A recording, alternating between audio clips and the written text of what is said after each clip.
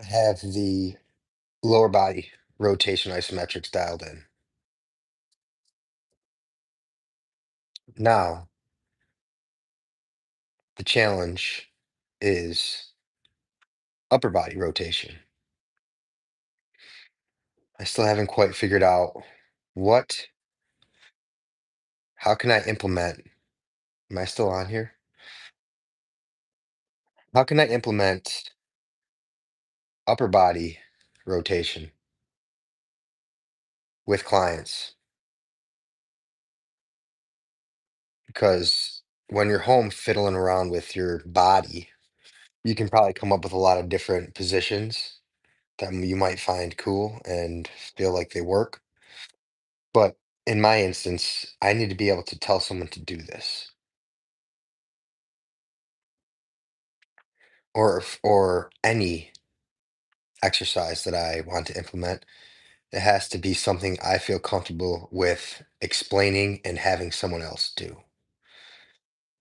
So back to my task at hand, and I can probably even pass it off to you guys.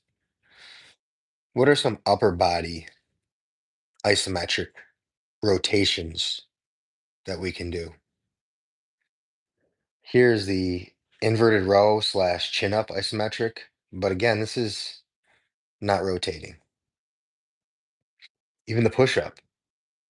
You see the push up, upper body isometric, but no rotation. You see what I'm saying here? You follow me so far. So my challenge is to everyone is to find some upper body isometric rotation type stuff. Okay, this here. Okay, this we can say there's some rotation here. Okay, I'll let this one slide. His head is over his foot. What I would do is this was probably a year and a half ago. Since that point, I've taken this back foot. Can you see my finger? I've taken this back foot. I want even more rotation internal rotation inward, and let the back heel go away from the body. So again, working to find upper body rotation isometrics is the challenge I'm sending out to you people. Low body, I got that covered. You got a single leg deadlift. Let me pull that up here. How's everybody's evening? Okay, so single leg deadlift.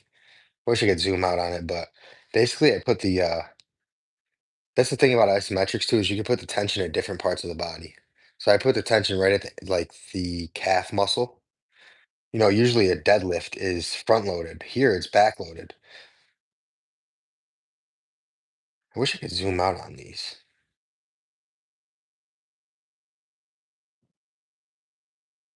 Even a wall sit here, James Harrison, even a wall sit here. See, I would tighten his body mechanics up. You see, I would, which I would straighten his feet out, and I would straighten his feet out and keep his big toes down and get his feet more underneath him. We never really want to be in a posture where we're our center of gravity is not above our feet.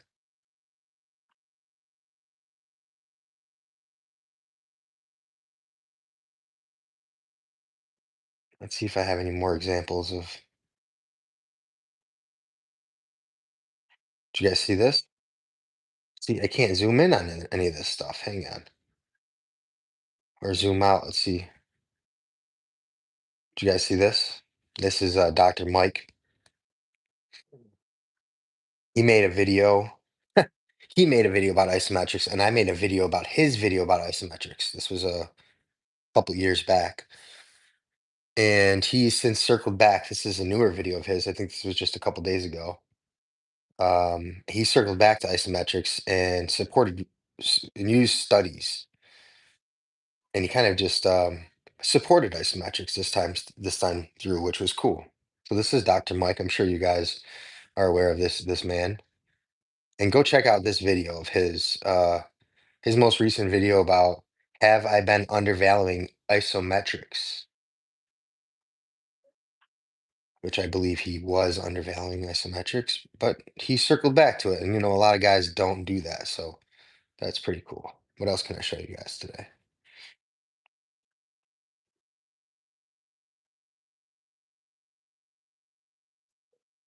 Any questions anybody has? I'd be happy to answer them.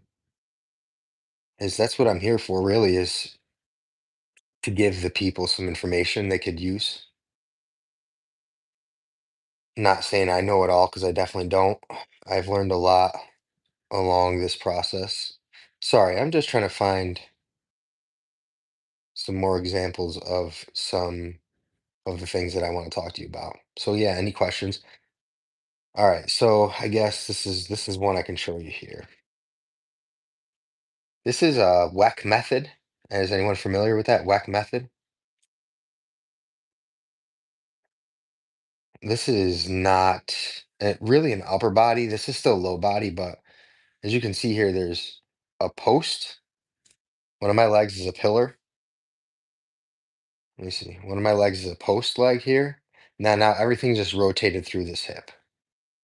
So you got a short side here with your elbow and your hip, and then you got a long side, elongated side on the other side. But again, still, this is not an upper body isometric with rotation. So I'm gonna keep searching.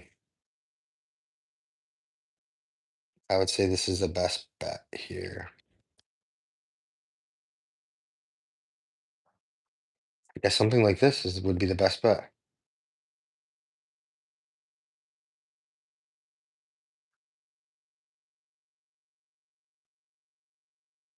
So yeah, it's something I'm working on.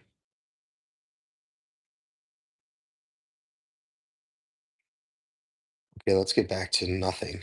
No green screen. How's that? Mm, what else can I do on this? What's this? Nope. Does anybody have any questions? Lighting on, lighting off, lighting on. All right, maybe I'll show you one more thing.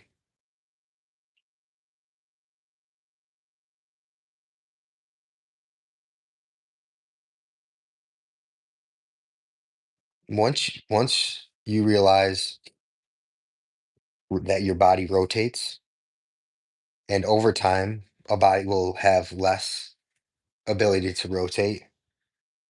And we talk about bending, and flexion and extension.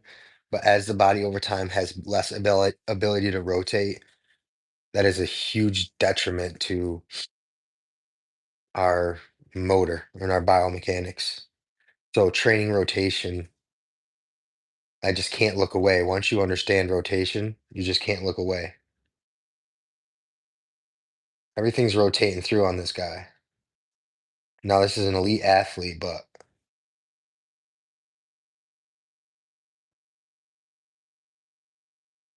just think about you gotta become aware of it first. You gotta become aware of it first. So even like this position here, this is a great position. This is a deadlift. Okay, this is an isometric deadlift using the Isomax. Um, but there's no rotation. You see what I'm saying? So like I really feel like I need to, if I'm gonna go volume anywhere, it's volume in rotation, and really make sure I'm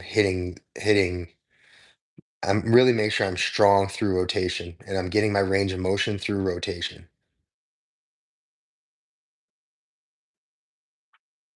Even this,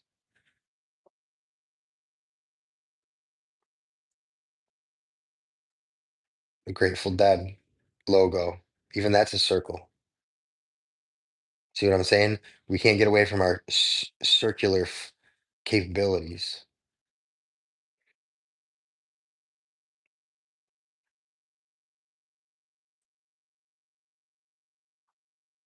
Here's Pat Surtain.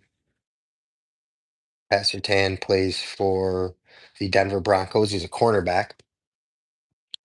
And okay, let's talk through this. Here, force. Okay, so force vectors and the angles of force is something you can also manipulate in isometric. So here you can hold the dumbbell in this hand. So opposite hand, opposite foot, or you can put the dumbbell in the other hand, and now you're getting a same foot, same hand. Or you can be have your hands out in front of you, pressing up on something, so you can manipulate forces through isometrics.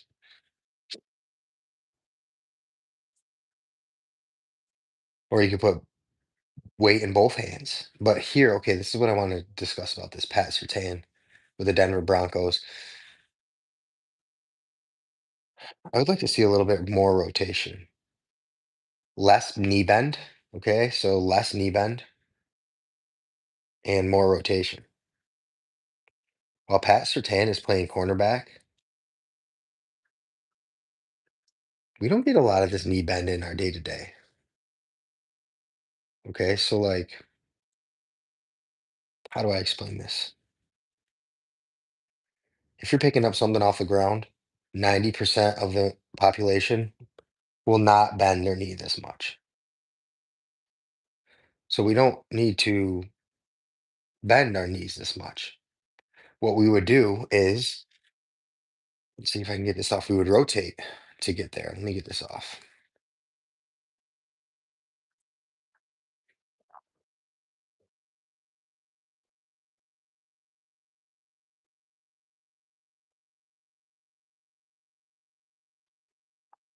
We wouldn't bend. We wouldn't knee bend all the way to get something down here, right? We would rotate and lean and single leg to get. I could rotate my body to pick this up. I'm likely not going to go like this every time to pick something up. You're going to ask your dad every time he has to pick something up off the ground, he's got to get into a lunge, knee bend, and get here, right? You know what he's probably going to do? He's probably going to get his head over one of his feet and lean down and rotate down to pick it up. You do a split posture and you reach down like that.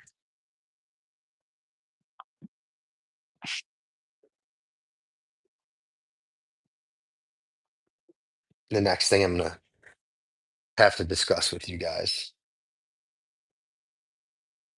is going back to force vectors, manipulating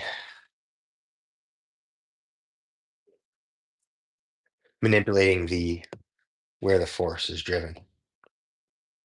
So use leverage or a lever to get different isometric holds in. See, once again, I'm head over foot, rotating, or maybe we can get some golfers.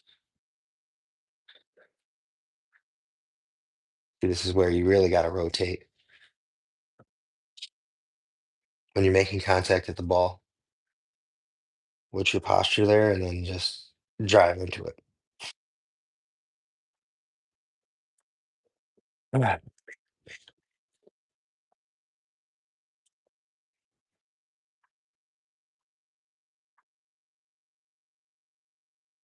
Okay.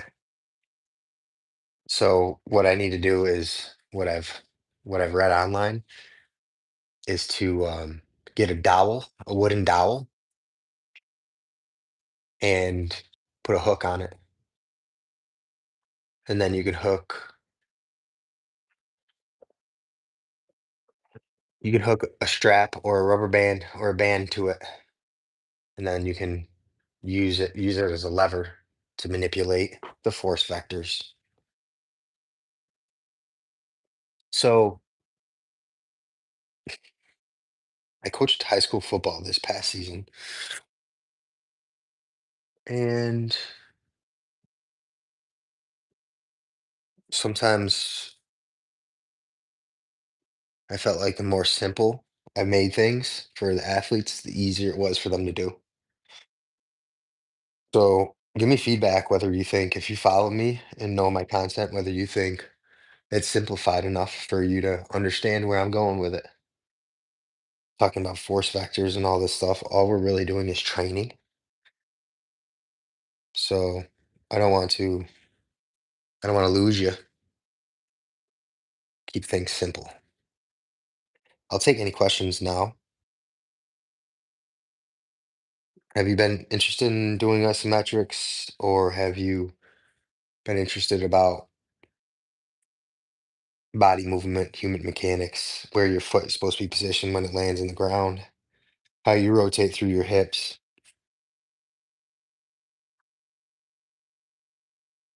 how you should squat, how you should deadlift, how you should split squat, how you should rotate the spine, how you should coil the spine. Okay, the fan's going off down here, so it's probably time for me to. What do you think about the methods of ZAS with chains? Again, chains can give you a lot of different variety for force vectors. One thing that's you got to think about is cortical inhibition, where, for example, with a chain, there's no give. And when the body feels like there's no give, it'll downregulate some of the nervous system. So you don't want to inhibit your output. So if there's no give in the chain, is our central nervous system going to put forth less effort? But the benefits of isometrics are so powerful that absolutely 100% someone with a chain can get everything they need from it. This is just talking about higher level stuff, how to maximize your isometric holds. I wish I can I gotta get better with this green screen. What do I even do with this? Just gonna be on my own pictures, or can I put up search something? It's too bad. All right. That's a good question though. I'll have to look them up more though. Azaz with chains. I think I know who you're talking about, but I want to make sure that I'm not talking out of my ass. Excuse my French. I started with a strap, with a ratchet strap you'd use to tie down something in the trailer. I just tied one together and I started doing different isometric holds, different positions. That's where it began for me.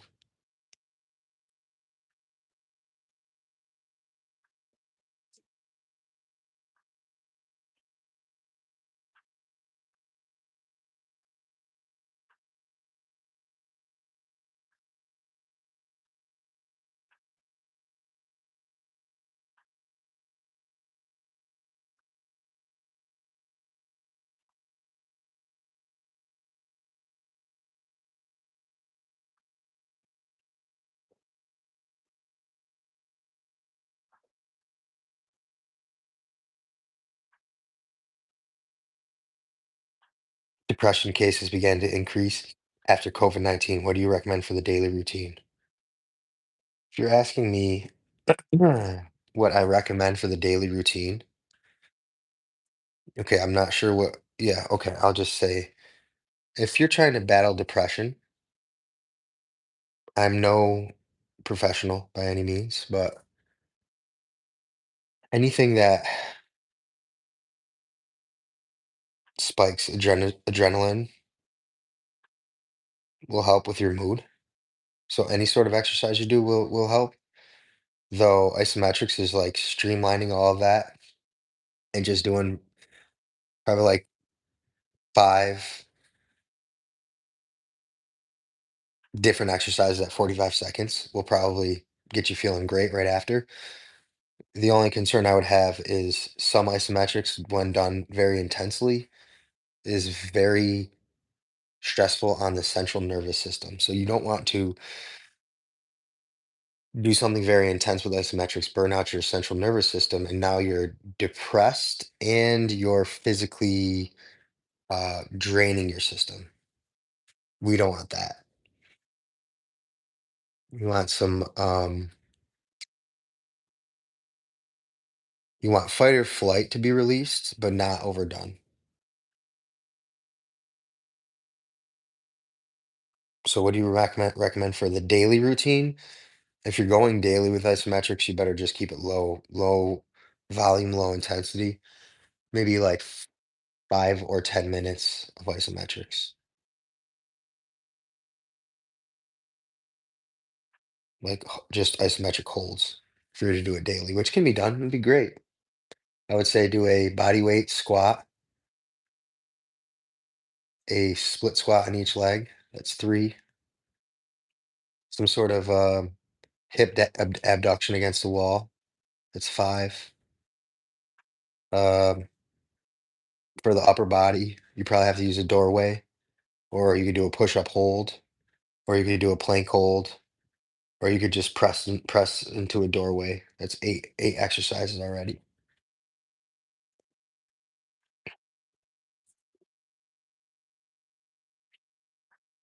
Okay, I think that's it for me.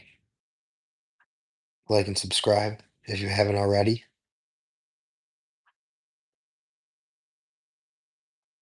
and adios.